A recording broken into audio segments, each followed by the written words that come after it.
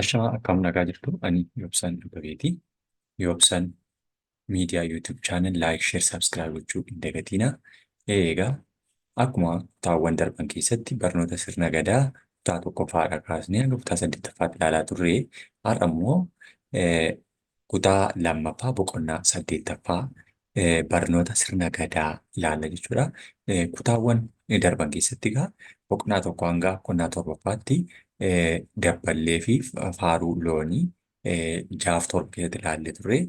Dabballeen waggaa yookiin immoo umurii zeeroodhaa kaastee akka saddeetitti isheen jirtu yookiin immoo gulantaa jalqabaa jedhamtee beekamti dabballee jenneerra.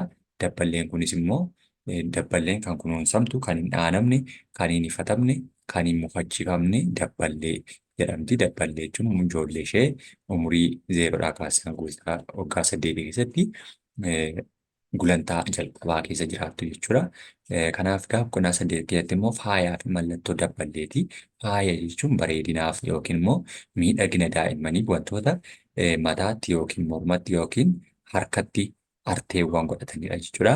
Isaan keessaa egaa kan dabballee akka fakkeenyaatti elellaana ilaaluu dandeenya. Elellaanaa fi waan gogaarraa qophaa'een elellaanni kun qophaa'eefiiti kan isaanii bareedaan mataatti hidhatanii akkasuma mudhiitti illee kan godhatan ni qabaatu jechuudha. Inni kun gahee dabballee yookiin immoo faaya dabballee jedhama jechuudha. Kan dabballee bareechuu yookiin miidhagina kan laachisuu fi akkasuma kan simboo daa'imummaa irraa hawwachiisuu ta'etu beekama jechuudha. Dabballee kunuuti umurii zeeroodhaa kaastee hanga saddeetii keessa jirtu kana fakkaatti.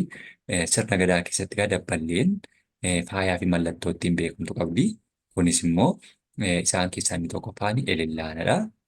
Elellaana kan jennu waan akka callee fakkaatu ta'ee daa'immanii ala namoonni gurguddaa yookiin immoo umurii sagalee ol darbitee jennaan kaawwachuun hin eeyyamamu. Keessumaa dhiiraaf jechuudha. Elellaanni umurii dabballee keessatti qofa dhiirri kan ijoolleen hin beektu waan ta'eef kan godhatamu yookiin faaya ta'uu jechuudha. Akkasuma bilbila kan jedhamu harkarraa kan isheen qabdudha. Calleedha, kittaa fi maxanxee kan jedhamu kan isaan godhatanidha jechuudha. Dabballee mallattoo adda addaatiin beekaman kan inni kan biraan immoo guduruu kan jedhamudha. Mataan isaanii suni guduruu jedhamtee ittiin beekamti. Guduruu dheereffachuun ellallaana mataa irratti hidhatti. Maxanxee mudhii irratti immoo hidhachuun bilbila mormaa irratti godhataniitu.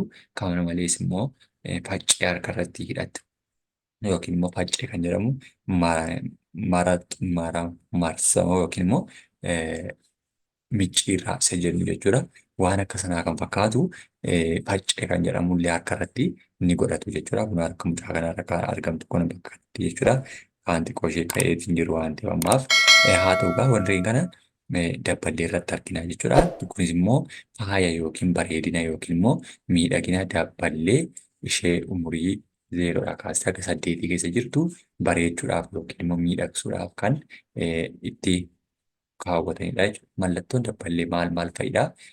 Elellaana, faccee, maxanxee, bilbila kanneen jedhaman kun kan mallattoo dabballee ittiin beekamtu akkasuma guduruu mataa isaaniitiin jechuudha. Dabballeen guduruu irratti maal hidhatti?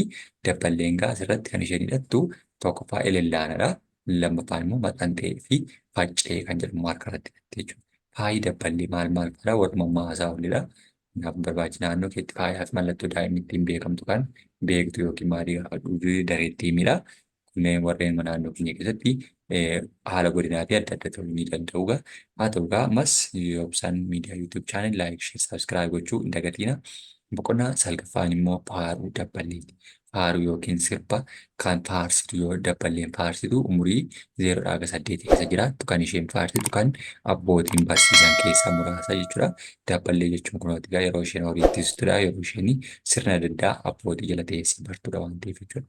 Sirboota dabballee keessatti egaa dabballee laasoo oolchaan silgaa, dabballee laasoo oolchaan silgaa, dabballee laasoo oolchaan silgaa, dabballee laasoo oolchaan silgaa, dabballumni maarree oolchaan silgaa, dabballee laasoo oolchaan silgaa, kanaanan si dabree, kanaanan si dabree yookiin darbee oolchaan silgaa, dabballee laasoo oolchaan silgaa, kichaalaa gadaan itti galtee oolchaan silgaa, dabballee laasoo oolchaan silgaa, Aannaniin guddattee oolchaan silgaa dabballee laasoo oolchaan silga jechaa kan isheen sirbitudha jechuudha yookiin immoo kan abbootiin barsiisanidha jechuudha.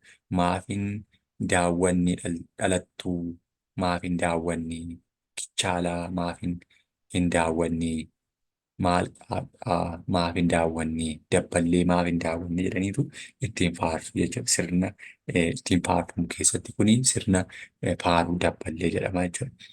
Gilgaala isaa keessatti kan jechi sillaa yookiin silga jedhu hiika akkamii qabaata? Silga jechuun yeroo saani dhaluuf jettu yookiin immoo waan harma ishee keessaa bahu sun silga jedhama jechuudha. Dhaluuf geessetti yookiin immoo yeroo isheen aannan namaaf mirkisuuf jettu dhaluuf ilmoo argachuuf jettu silga jedhama jechuudha. Inni suni yoo harma ishee keessaa argatanii waan akka furdaa wayii kan bahu silga jedhama. Nyaanni yookiin oolchaan dabballee maali?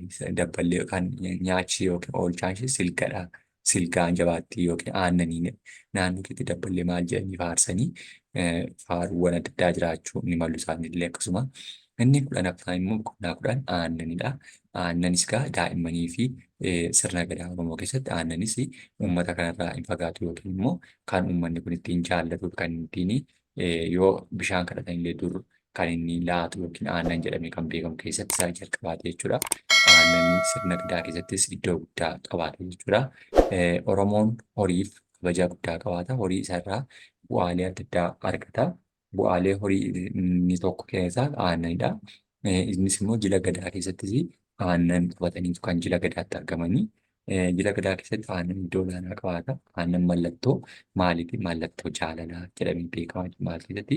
Sirna gadaa Oromoo keessatti aannan mallattoo jaalalaa, mallattoo eebbaa, qabannaa, obsa, qabbana, obsa, nageenyaa fi milkii kan qabu aannan jedhamee beekama. Fakkeenyaaf warri jila qopheeffatan aannan mijuu naqataniitu eebbifatu.